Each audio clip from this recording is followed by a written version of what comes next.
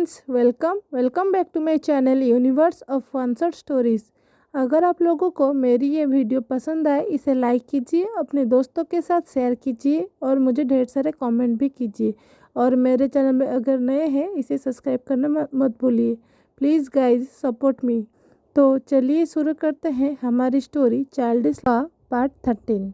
इस पार्ट की शुरुआत में हमें इंटर कॉलेज कल्चरल कंपटीशन का दिन दिखाया जाता है, यानी कि हमारे वांगजी का कॉलेज। यहाँ पर सभी लोग अपने अपने कंपटीशन के प्रिपरेशन में ही बिजी थे और बाकी जितने लोग बचे थे वो कैसे एक अच्छे सीट पाकर स्टूडियो में बैठ सके और सारे कंपटीशन को अच्छे से देख सके, वहाँ उस चिंता में इधर उधर हो रहे थे।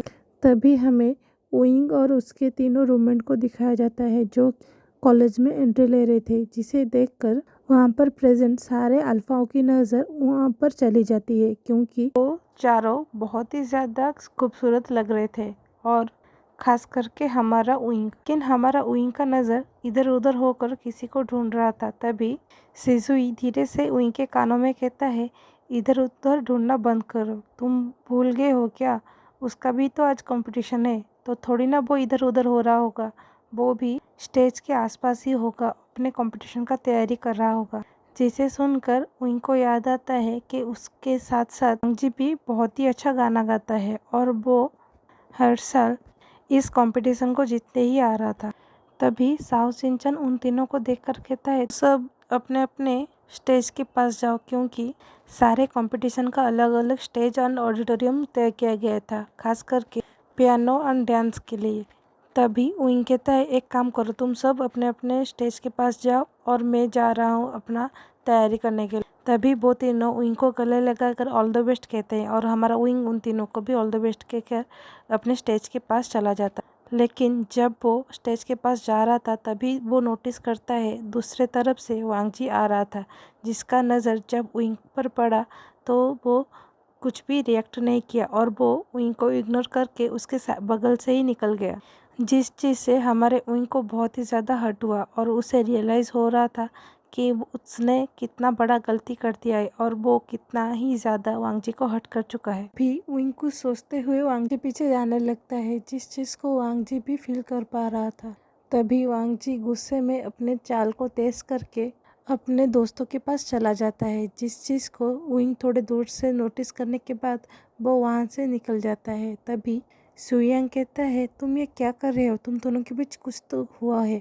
तभी वांगजी कहता है, ऐसा कुछ नहीं हुआ है। तभी सोंगलन वांगजी के कंधे पर हाथ रखते हुए कहता है, भाई ये मत भूलो, हम लोग तुम्हें अच्छे से जानते हैं और हमें पता है तुम कब खुश होते हो और कब दुखी, और तुम्हारा कब किससे झगड़ा होता है। तभी वांगजी गुस्से से सोंगलन को देखने लगता है, तो डर से सोंगलन अपने हाथ को वांगजी के कंधे से हटा देता है। तभी वांगजी कहता है, ऐसा कुछ नहीं हुआ है, उसने ही मुझे कहा है उससे दूर रहने के लिए, तो मैं कुछ नहीं कर रहा हूँ, बस उससे दूर रह रहा हूँ और उसे बिल्कुल भी परेशान नहीं कर रहा हूँ। इस बात को सुनकर नीहुए संग मुंह बनाते हुए कहता है, अरे उस वक्त उसका एग्ज़ाम चल रहा था, इसीलिए वो तुम्हें डिस्टर्ब करने को मना कर रहा था, तो तुम अब क्यों ये सब कर रहे हो? तो उसका भी एग्ज़ाम ख़त्म हो चुका है। तभी वांगजी कहता है, मैं उसे सिर्फ उसके मेडिसिन का टेस्ट करवा रहा था, उसे भी तो पता चले कि अपना पार्टनर किसी को इग्नोर करता है तो कैसा लगता है। वांगजी के मुंह से ऐसे बातों को सुनकर उसके सारे दोस्त वांगजी को घूरने ही लगते हैं, क्योंकि उन्हें यकीन नहीं हो रहा था वो कभी भी वांगजी के मुंह से ऐसे बातों को सुनेंगे। तभी वांगजी अपने भौहें उचकाते हुए कहता है, क्या हुआ? तभी नीहुए संग कहता है, हमें यकीन नहीं हो रहा है, हमारा दोस्त प्यार में इतना पागल हो गया है। तभी वांगजी कहता है, क्यों? मैं कोई इंसान नहीं हूँ क्या, जानवर हूँ? इसे सुनकर बाकी तीनों हंसने लगते हैं और कहते हैं, हमें तो वही लगा था कि तुम इस जन्म में कभी किसी को प्यार नहीं करोगे, क्योंकि तुम हमेशा जैसे ही मुंह बनाते हुए घूम रहे होते हो, हमें लगा तुम्हें कभी भी कोई ओमेगा पसंद ही नहीं आएगा।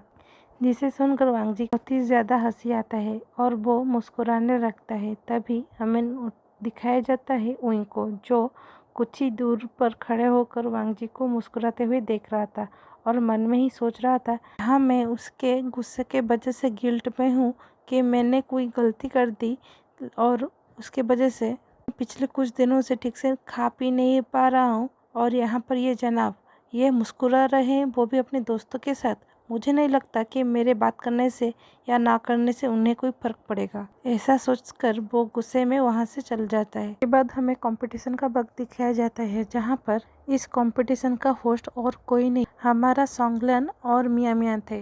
तभी वो लोग ये कंपटीशन को शुरू करते हुए इस कंपटीशन के नए रूल को इंट्रोड्यूस करते हैं, क्योंकि पिछले बार की तरह इस बार सॉन्ग परफॉर्मेंस नहीं डुएट होने वाला था और इस बार के विनर एक कपल होने वाले थे। जिस चीज़ को सुनकर सभी लोग चौंक जाते हैं, क्योंकि ये इन सब का कोई भी तैयारी करके नहीं आए थे। भी सॉन्गलैंड भी को शांत करते हुए कहता है, अरे यार तुम लोग टेंशन मत लो, तुम लोग अपने सामने रखे गए बाउल में से एक एक चीट उठाओगे, जिसके पास सेम नंबर का चीट आएगा वो लोग पार्टनर होंगे। और इस साल वो दोनों इस कंपटीशन में एज ए डुएट पार्टिसिपेट करेंगे, जिसे सुन वांग जी एंड विंग अपने मन ही मन प्रे कर रहे थे कि वो अब एक दूसरे के साथ पार्टनर बने। तभी सभी लोग एक एक चीट उठाने लगते हैं और बाय गॉड ग्रेस हमारे वांगसियन ही कपल बनते हैं और वो इस साल एज ए डुएट इस कंपटीशन में पार्टिसिपेट लेने वाले हैं।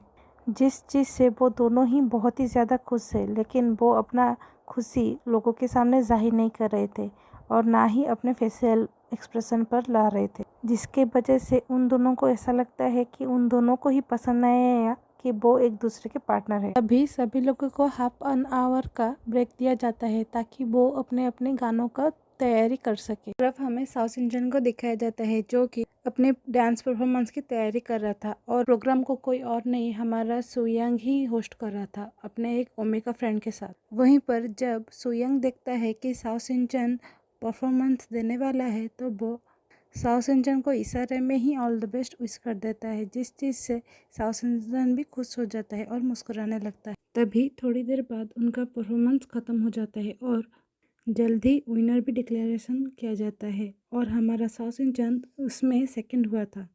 उसके बाद सभी लोग मिलकर सिंगिंग ऑडिटोरियम हॉल की तरफ चले जाते हैं, क्योंकि वहाँ पर अभी कंपटीशन शुरू होने वाला था और ख़ास करके वहाँ पर हमारा लानवांग जी परफॉर्मेंस करने वाला था और विंग भी।